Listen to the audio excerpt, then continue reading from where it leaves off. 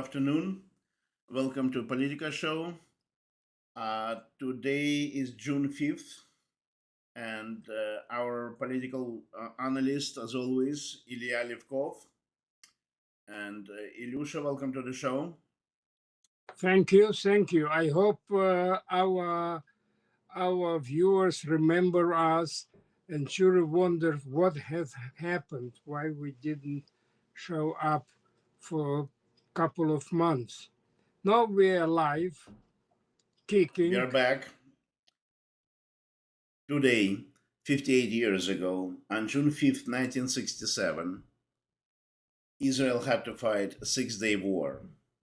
In wake of pan-Arabic moods prevailing in the Middle East at that time, three countries, Egypt, Syria, and Iraq, were trying to create one unified state. On June 5th, Israel had to face all three armies, Egypt, Syria, and as part of Syrian military from the side of Syria, Israel also facing Iraqi tank divisions. Shortly after Jordan, King Hussein decided to enter the conflict, believing Nasser's promises and the proclamations that Israeli military was being wiped out. And he started war against Israel, and that cost him entire West Bank. When in 1967, Six-Day War started, Ilya, you've been present in Israel at that time. Correct. Can you describe what predated Six-Day War? What was the situation and the relationship between Israel and Arabs at that time? It's more Israel among Israelis, among versus United States. And yeah, it was a very, very gray, pessimistic atmosphere. On one hand, we heard all those proclamations by Nasser, the president of Egypt, said he closed the Iran. He actually tried to choke Israel to get out of the Red Sea into the Indian Ocean, etc. And he also closed the Suez Canal. No goods, Israeli ship or by others that were delivering goods to Israel cannot pass through Suez Canal either from the south, of course it has to be, from any state whatsoever, nor the Israelis were allowed, let's say, to cross the Suez Canal from north to the south.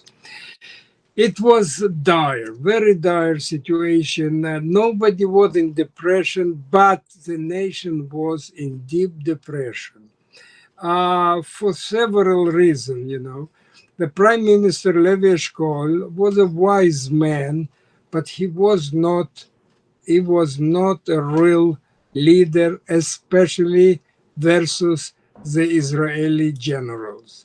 The Israeli generals, as you know from the contemporary situation in Israel, they thought, they felt, they thought in their DNA that they are, in a way, unofficial leaders of Israel.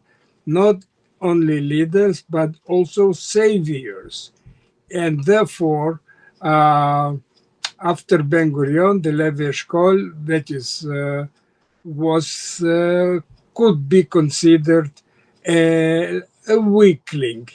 He was not ready to fight per se, but the plan was already set up a year ago by the chief of Israeli Air Force, Ezer Weizmann, the nephew of the first president of Israel, Chaim Weizmann, and the future president of Israel he will be.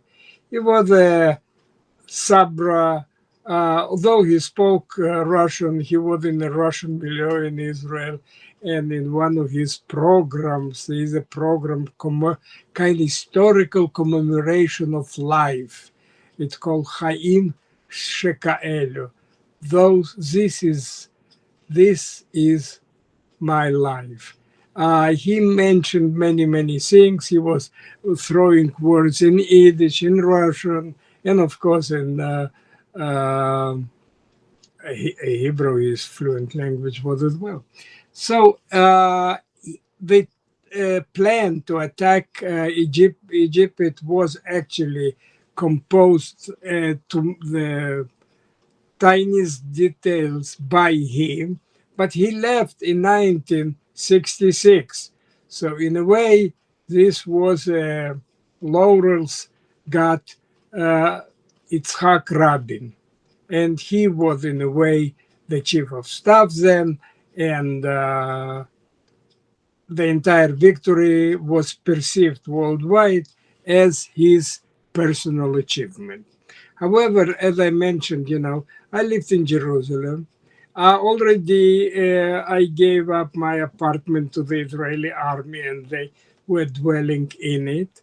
And then I tried to because I was not drafted before, it was a postponed because of my limited eyesight. I had to fight more with the Israeli armies and against the Arabs. So because I was not registered, I was not part of a unit military, and then they just didn't know what to do and how to do it with me. I was also already, it was my first year at the graduate school in political science. I finished a year before in 66 my BA in political science, and was accepted for master program at Columbia, Brandeis, and Wisconsin, but only Brandeis gave me tuition. Therefore, the choice was very, very simple. I later on, about end of August, somewhere mid-August, I boarded a Israeli cargo ship, and after 45 days, I got to Chicago. This where I stepped on the American continent in Chicago. Mhm. However, the war, once again to the mood, my mood about this was pre-war. It was not mine, it was a nation. And it's characterized by a classical, black humor of the Israelis. The saying went that they either, no, shelter, no, suddenly I thought if there is a note at the door at the Lord, well, it was not Ben Gurion, it was Lord Airport, which stated, "The last one who leaves Israel, please switch off the light." It's only Israelis can afford this kind of macabre, despite everything, despite uncertainty. Abba even was flying back and forth to meet President Johnson, showing him cards and all the arguments. And he was on the Israeli side, but he never, he was not ready to confront the Soviet Union, and everybody was afraid of the Soviet Union as they are fearful of Russia today. And there it was much more because Soviet Union was dominating the military policies in Egypt and in Syria primarily. So, Ilya, So um, this is not the first time an Israel on a bordering war state with Egypt. In 1957, Israel, together with England and it's France, went to yeah, war for the yes. same reason, at least in part. No, no, no, not for the same reason, for completely different reason. It was in 1956. It was Britain, France, and Israel. Everybody had their own reason. The British wanted to reconquer the nationalist Suez Suez Canal Canal. because they built it and they paid for this. French also because they were the architect, they were the initiator many years before the British, and they had interest to reinforce the Middle East because they felt already Algeria and other countries that were dominions of the French Republic, and Israel wanted to contain the terrorists that were Fedayuns that were coming from Egypt border and from Gaza. So here you But have were Israeli everybody. ships allowed to go through Suez Canal during that war? Well, this what I said before. They were not allowed. This was an addition, but it's very difficult to impose such thing on a country which controls the Suez Canal from both sides. So that was different. That was the problem. They wanted Israel that he will lock the Middle Pass, in a sense, almost center, a little bit less than center, inside the Sinai, where you have the narrow passing called Middle, and and Israelis had their own. However, it's a long story. I don't want to go into this. The Soviet Union threatened, and by the way, at this point, the Soviet Union had a spy in the chief of staff, office of chief of staff. He was a historian. His name was Israel Ber, actually an old Russian agent from the day when he was uh, in Austria, and he presented himself as strategic expert and all that. I don't want to go. We are losing the Okay. focus here. So the point was that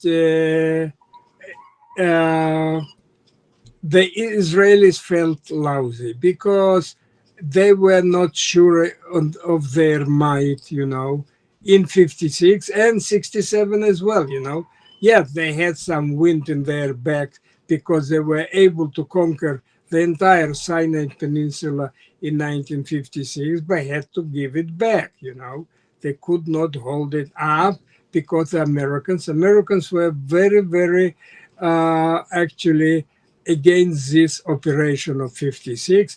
Americans were Eisenhower, there was this point of anti-colonialism, and America had a distaste to colonialism as such, regardless of cultural, economic, geopolitical, and all that thing. So indeed, Eisenhower threatened also Israel, and primarily, what could he threaten then? Two items that Israeli were eating and drinking. One, it was a powder mill, said then, mixing with water like the babies, you would get your milk. And the other was a yellow cheese that came kind of a gallon, more than a gallon in a can. Must be Wisconsin cheese. And indeed, they stopped it, and it was their so-called control over the Israelis. You do what we tell you, and when we tell you stop, you should stop.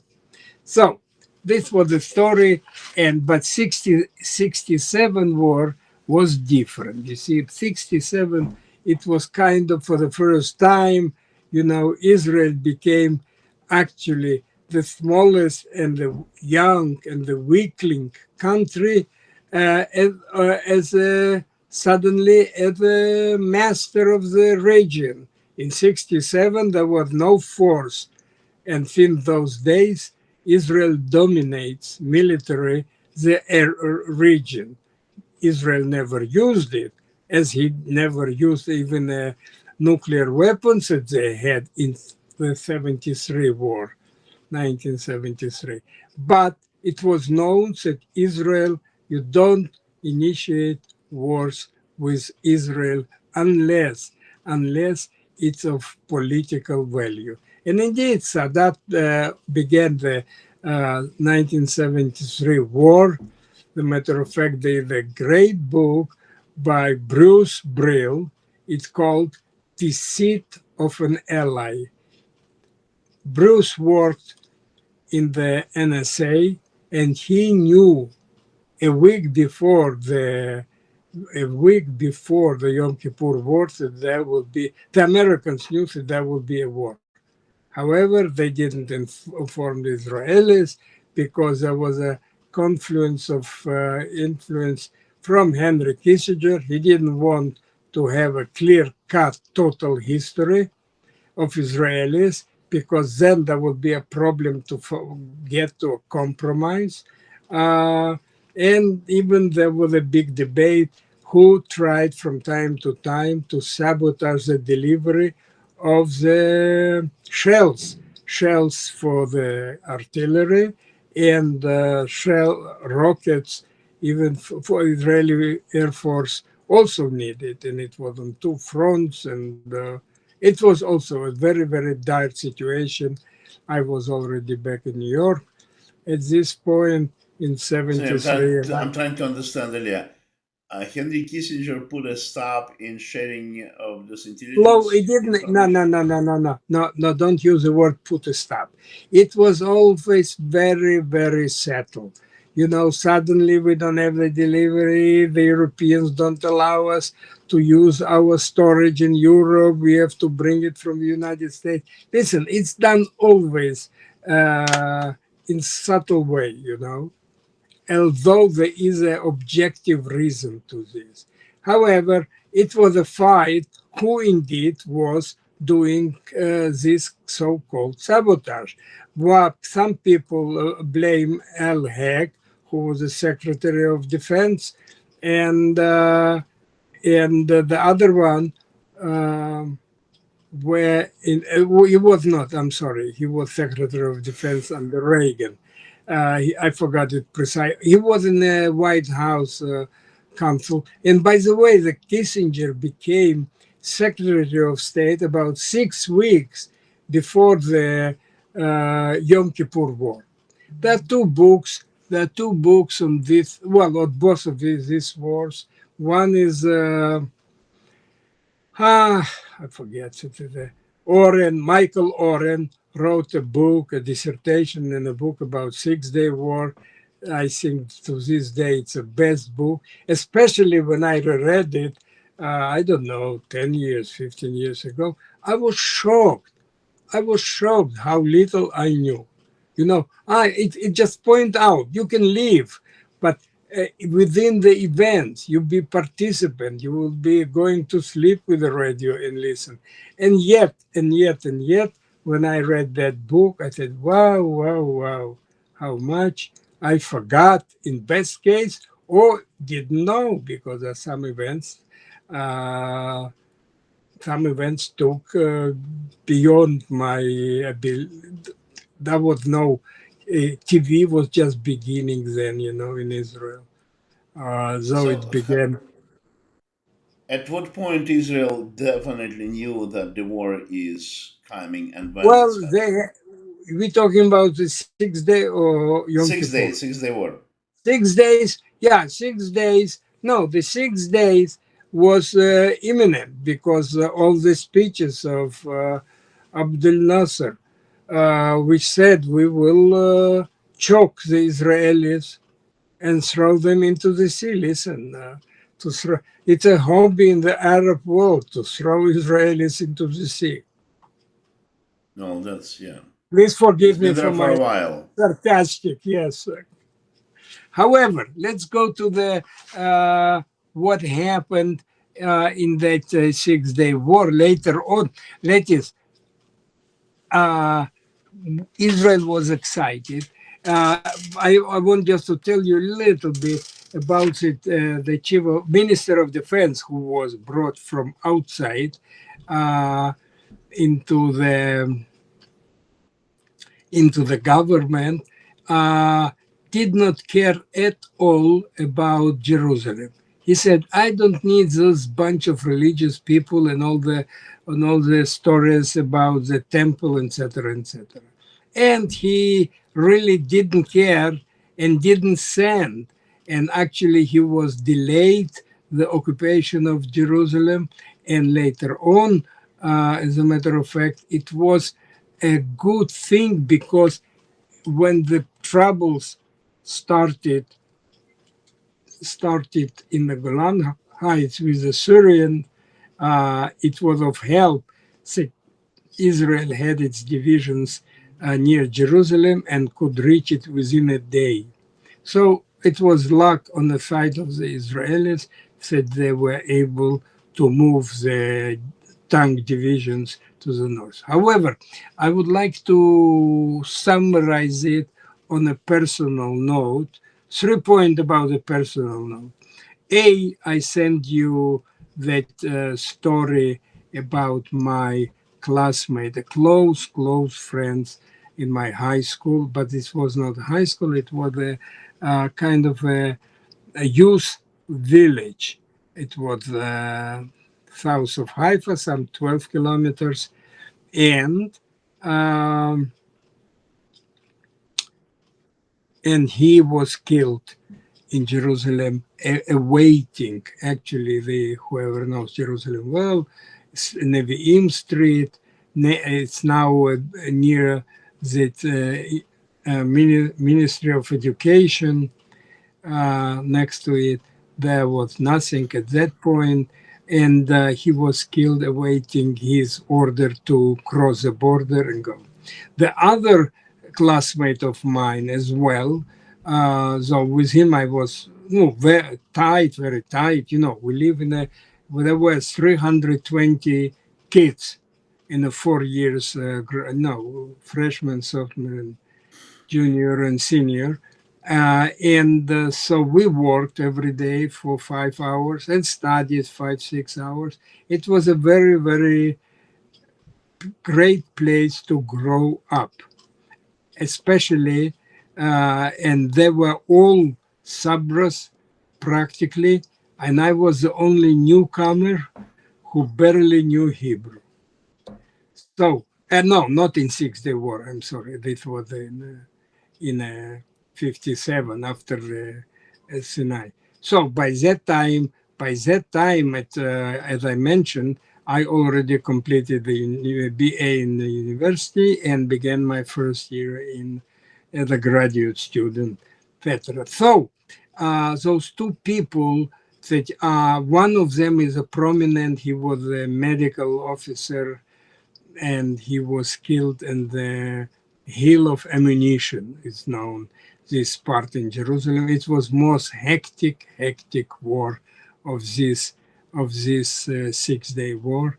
Many people disproportionately died because they're Jordanian, had those trenches, square, and everything, the entire thing where they had it trenches, and it was very, very difficult to uproot them from this. And he was running, saving wounded soldiers, and he was memorized in a song about the hill of ammunition. Givat HaTachmoshet. So, and the final thing, personal so-called to say, is several years ago, I published a small book. It's in Russian. It's called 6 Day War. You see, I took this Nice one, yeah. historic, Image. yeah, and it actually, you have it on the back, continuation, you see. And this, what's unusual in it, it's written by Leonid Weissman, never met him in California. And this is written as a rhyme story to kids. You understand? He writes them, everything, all the events that happen there. And the second part of the book is in notes and explanation. So actually it's 51 pages rhymes, 74 so-called chapters, and thereafter from 52 to, let me check it, no, notes, explanatory notes and map. So I don't have this, let me see, so it's 68, What? I don't see. No, it's 86, 86, 90, 92, 94. Half a book practically is annotations and explanation whatever happened. So the numbers of those annotations are in the poetry itself, but then you have quite an interesting explanation. So it's for kids from I don't know 10 to 10 to 14, 15, 16, a little book. However, its disadvantages that it's in Russian. And to translate poetry which doesn't rhyme, that is, in Russian, it's more, Russian prefer to have poetry which rhymes. This is the essence of the poetry in Russian, rather than the quality and the depth of the text itself. But it's a separate issue. I don't want to go about this today. I want to add simply what happened later on. Yeah, I thought I sent you uh, a picture of Daniel Burstein. Daniel Burstein was a historian and writer. And I came across his 3 volumes, The Americans. Very, very interesting. It's about 12, 1300 pages. And I got his rights from him. And you will see this picture. He invited me to his house, and I sat there, and his wife photographed, and he embraced me. I look at it now, this old picture in May 1987. And what happened there was that some big shot at the United States Information Agency called me up and says, listen, we know that you got the right to this most important, I would say, historical analysis of the United States, 12, 1300 pages. So he said, and you will be unable to deliver it into the Soviet Union. I said, that's correct. I don't have a clear path. So they said, listen, could you give us your rights, loan us your rights, and we'll take it from over there. What did they do? They contacted the Russian publishing house Progress and gave them $50,000, and they translated and printed 50,000 copies of these 3 volumes. Now I'm trying, as a matter of fact, to regain my rights, and I will not, I will be unable to publish it in paper, but as an ebook, I could carry this thing, and it will be very, very interesting. Uh, and it has nothing to do with the Soviet Union or Russia, so it should not be that prohibitive. And since it was published already in the Soviet Union in the 80s, late 80s, yeah, it would be late 80s, beginning 90s. So, and I have actually access to the Russian readers in Russia via the internet to buy ebooks. Consequently, it could be done. Now, the only problem is that they don't have any more American cards, and if you know the old joke, don't leave your house without American Express, right? So this So, what is happening with it. So you will have those 2 photos which enlighten you, etc. sure.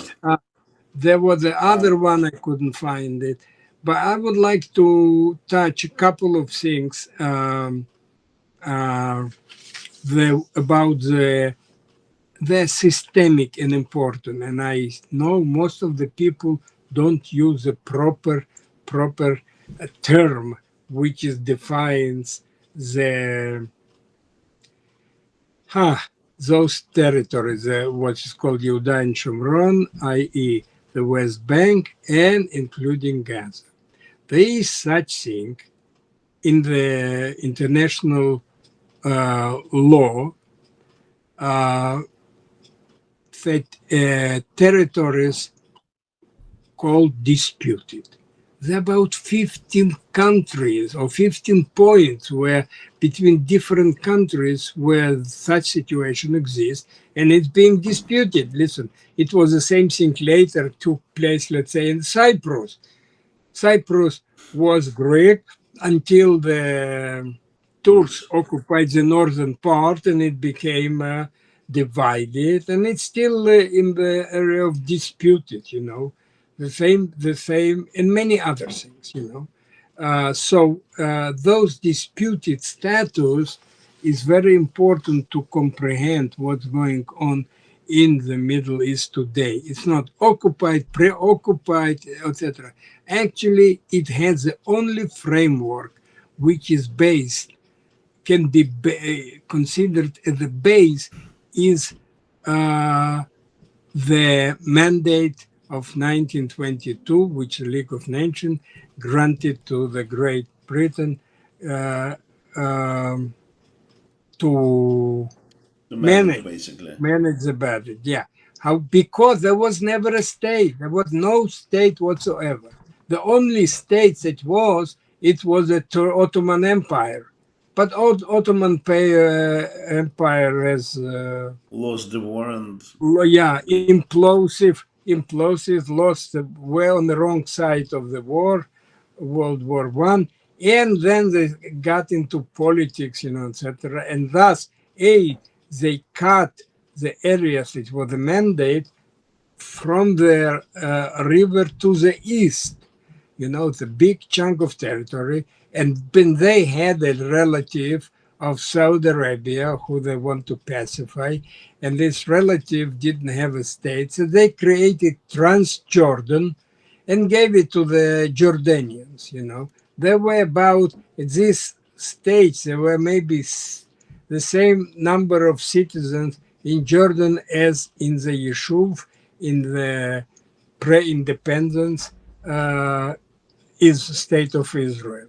But, and as a matter of fact, this was the solution called uh, by Churchill. He said it was a wonderful Sunday morning idea to create another state, artificially. Never was Transjordan, you understand? That was Syria was before so. Lebanon, the Syrian considered southern Syria. There were many artificial. There were Egypt was a historic state, you see. Saudi Arabia also was not a state till then. It was tribes. Tribes who, as a matter of fact, tried to sabotage the railroads that the British built from Cairo to through Israel and up to Beirut. But so this is a term that should be used and done. Yeah, but I would like to go now shift to the present situation because we have another situation in Ukraine, in Russia, and this is systemic. We have an interesting situation where the second ranked state challenges the superpower, and the superpower caves in. Yes, we all know the story of David and Goliath. This was also, he decapitated the big guy, and the rest of yeah, them understood and escaped. Here, the big guy lives in Kremlin, and he is well guarded, but his ammunition, unfortunately, is outdated. It's exposed. Of course, I hope that our viewers saw the pictures how Russia really tried to defend those aeroplanes. You of course know it. They use tires to Tires. cover on the super modern rock, aeroplanes that had to assault the West and the NATO, as though covering it does anything. Vice versa, if they have put simply a net, a fisherman net above these aeroplanes, they would have solved the problem exactly as it was solved with the tanks, you know.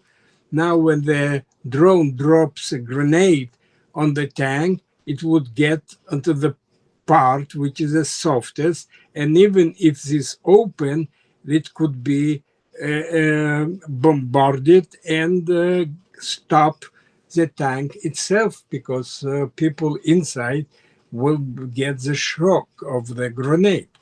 Now, so here we have this kind of things that Ukrainians were working over a year and a half. Why is it important and symbolic?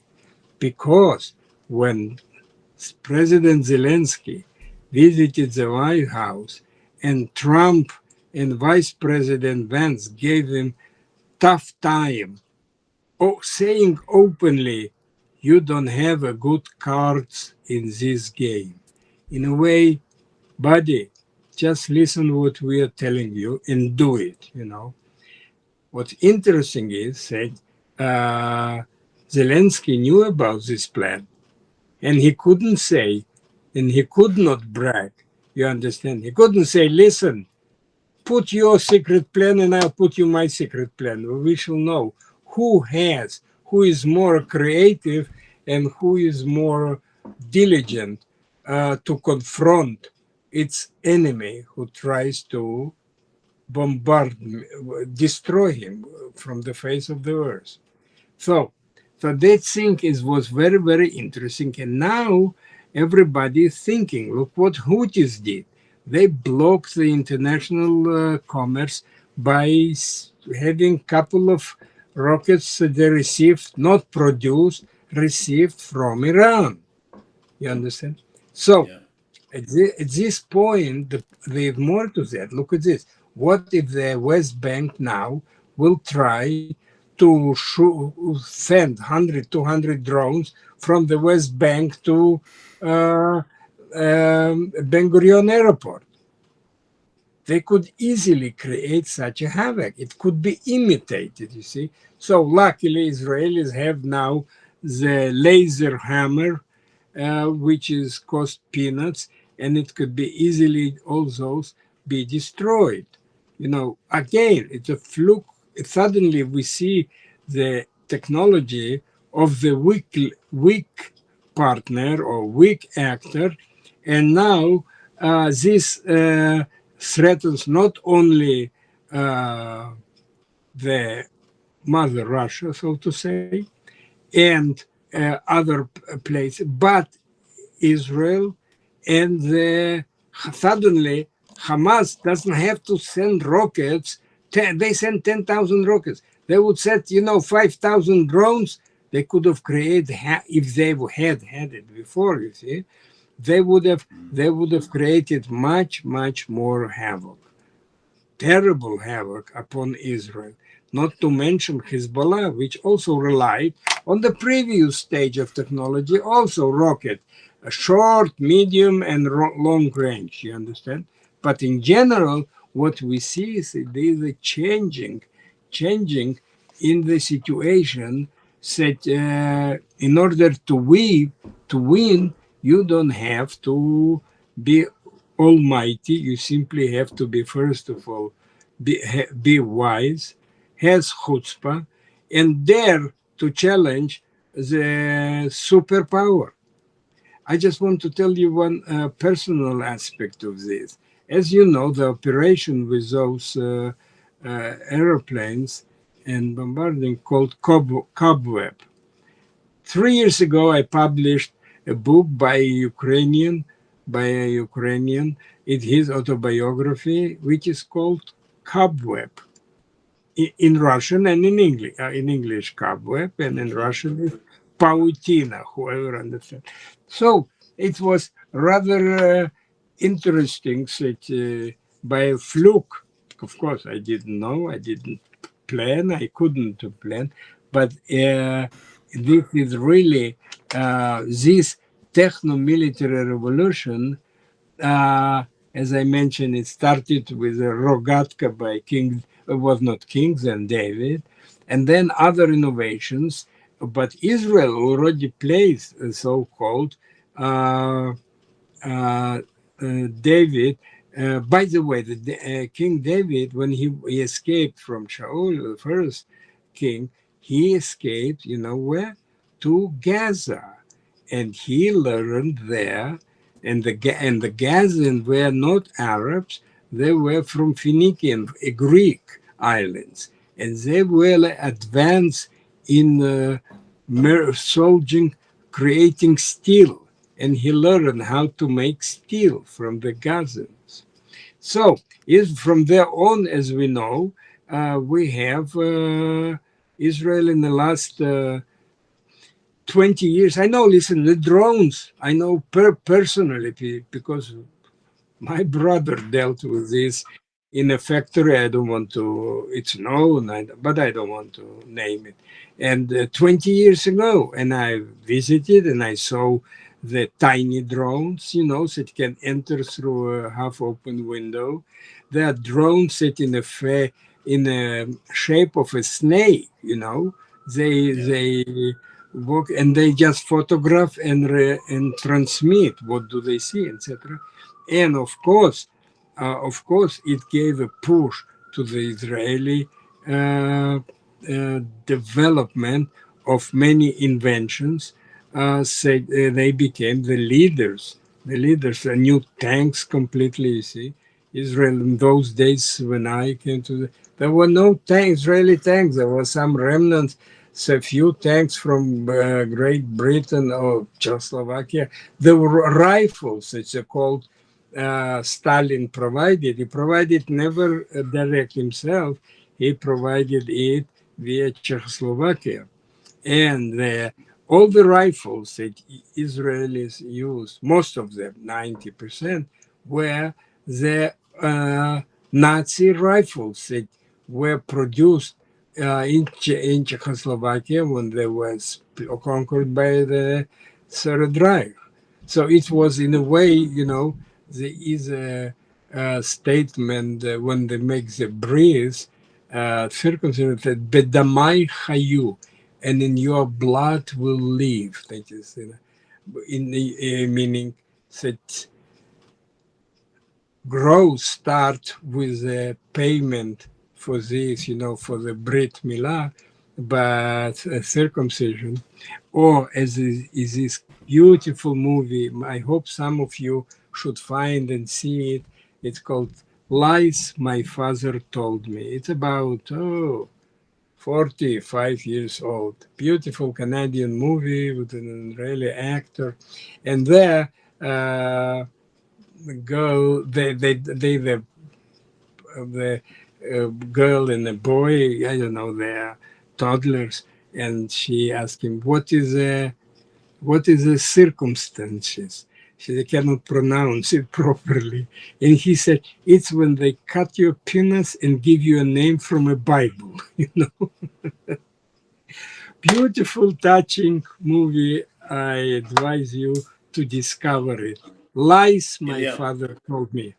Yes, going back to the war of 1967, yes, um, Israel captured West Bank only yes, after Jordan entered the correct, war, correct? correct. The More, I original can, conflict was between Egypt and Syria.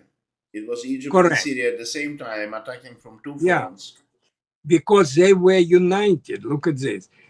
On the flag of Egypt, Syria, and Iraq, they had to be in a process to unite. And therefore, you have three stars on their flags. Iraq didn't get into this on time, but there were three stars for a long time. And though this union, so called, fell apart long time ago. Right. So uh, when So the Jordan went into the information war. in before the war, Israelis had wiretapped all the wires to Jordan, and they knew how Nasser was lying because he was not eager to fight. But he says, but Nasser was simply telling him, brother, we are bombing Tel Aviv. If you're not joining now, you're out of the picture, as though you will not get the trophies of this war. The naive King Hussein, and here the narrow, let's say, he could not, though it required only an extra day or two, you know. So he joined on a second day or third day, I think. But it was a lie which he did not know. And the Israelis even sent him a message: stay where you are and you will retain your status quo. They begged him actually, don't enter this conflict. He didn't listen, though Israelis saved his life many times. I don't want to go about this right Yeah. now. It was before 1970 when the Palestinians wanted to occupy the Kingdom of Jordan. So I would like to interesting to summarize. Well, we summarize. I spoken of. However, an interesting element I would like to touch that has to of major events in the world today, and which unfortunately points how touchy President Biden, forgive me, Trump is, and it's not so good for neither for United States, nor a state, nor the morality of the conflict in Ukraine, and more. I.e., he practically clashed with his main supporter, Elon Musk, and practically opening. Why? Because Elon Musk got upset. Why? He did all this Doge process. He saved the country over $200 billion. $200 billion, and it's just a beginning. You understand? And all for what purpose? To have a, balanced budget. To begin the process to have be on a path of the balanced budget. Otherwise, nothing will work in the United States. So the big beautiful bill which President Trump succeeded to pass through um, Congress, and still has to pass through the Senate. And many Republican senators are objecting. So they're objecting because the main thing was to balance, to start a new path which will balance the budget in 10 years. So this proposal, the beautiful bill, is already adding to the negative balance. So how can you have such a person as Elon Musk got his team, did the impossible, working day and night, 7 days a week, and 27, they slept a little bit, 4 or 5 hours, but it's enormously. And now he got upset because, in a way, said he, Trump, challenged or even betrayed to some degree his goal on one hand, and people who work day and night to bring it to this goal, to make this goal a reality, Mm-hmm. because he was unable to do the proper cuts or sufficient cuts. Yes, there was a problem because the the bill passed only was bipartisan, and this is what 3 or 5 people extra that Republicans have in the Congress. Therefore, this is a sensitivity of president to kick out his closest friend You see, that's a problem. Why is this problem? Because he got upset. Who doesn't upset Trump and showers him with endless compliments? Putin. You understand?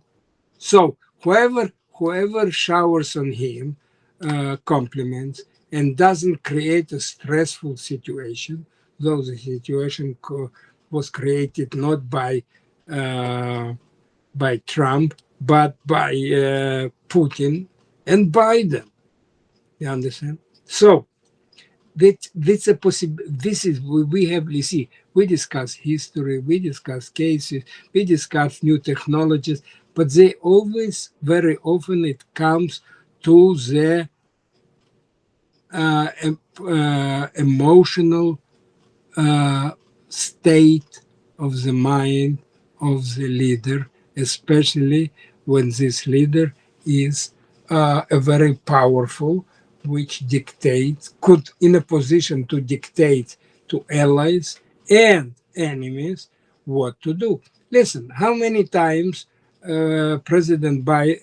Trump said, "We will, on my dead body, Iranians will not get a nuclear weapon." He forgot about this sentence. He is going to believe Iranians, and it's a huge, huge mistake because you cannot have an agreement and bomb at the same time. You understand? Right. It's important. Now he closed behind himself the doors to retreat. We don't know yet, but he is on the path because you have to be wise not to start negotiation and trust the negotiation with people who are wiser, experienced more than American politicians. I'm talking about the Iranian in general, and especially Iranian uh, religious fanatics. They will promise everything just to bring 3.5 years when Trump will go away, and then suddenly they will experiment their nuclear head somewhere near North Korea and go figure out. And they show the world we have. And then to go and to bomb a country which had a nuclear weapon, it's terrible. Even if it's a tactical nuclear weapon, gets only 500 radius uh, uh, area. But Tel Aviv, they take Tel Aviv, they can take Jerusalem, they can take even Beersheba, where the Israeli nuclear weapons are produced, and I don't know where they store. Didn't So news come out yesterday that there was a registered earthquake coming from Iran, and by a number of experts, it was deemed that they might have tested a nuclear device? I don't know. Listen, I don't know that. I don't want to speculate. The Okay. point was, the point was his statement, President Trump's statement. He should have stuck to it. He should have stuck to this and not run into embrace. Because you know why? Because above everything else, and then this will be finishing today's lecture. He can make China think twice and Russia think twice if uh, if they consider him a powerful man or not. So at this point, and to show that he is a powerful man, he has to knock out Iran. Then he will say the Chinese and the Russians said, "Hey, Trump is not silly. Trump is powerful, and he doesn't make only deals in politics or real estate. He also know how a leader of the free world behaves and what decision he is ready to take. This is the least expensive and dangerous way to slow down, if not to stop, both Russia in Ukraine and China in Taiwan." And on this note, I will bid you the best Goodbye. good night Um, and Read books by Liberty Publishing. I have a special section, books in English, and of course, plenty books in Russian and bilingual. So the site is very simple. Liberty 1984.com. Yeah, I'll put the That's text all. for the Yes. URL into our video. Yes. Okay. And so, Yes. Ilya, I'm gonna cut this up, obviously. That's right. Yes. Yeah. Yes. We should. I said it for the I last point. for the conversation, I feel like we didn't cover some aspects that I wanted to ask you. Actually, can we spend another few more minutes just talking about the 1967 war? What was the So influence? what would you like to know about 1968? Well, for one, I think we nailed the fact that if Jordan didn't 67. I'm enter sorry. 67, yes, Yeah. if Jordan didn't go into the war, then But Israel would not end up occupying West correct. Bank. Correct. Gaza, however, is a different story. Israel did not occupy Yes. Gaza till 1964. We went through this today. Yes. Now, You're just repeating it, and let's call it. Let's use a kind of a end on the high note. I wanted to cover a few more facts. If you could address the following question, what role did the USSR play in 1967? It's a long story. I don't want to go. We are Хорошо. going sideways. Listen, we can continue and add next time. Now the lecture has ended. That's all. Okay, that's fine. That's fine. All right. All right. Thank you, Leah. All the best. I wanted to. I mean, it's a little too short for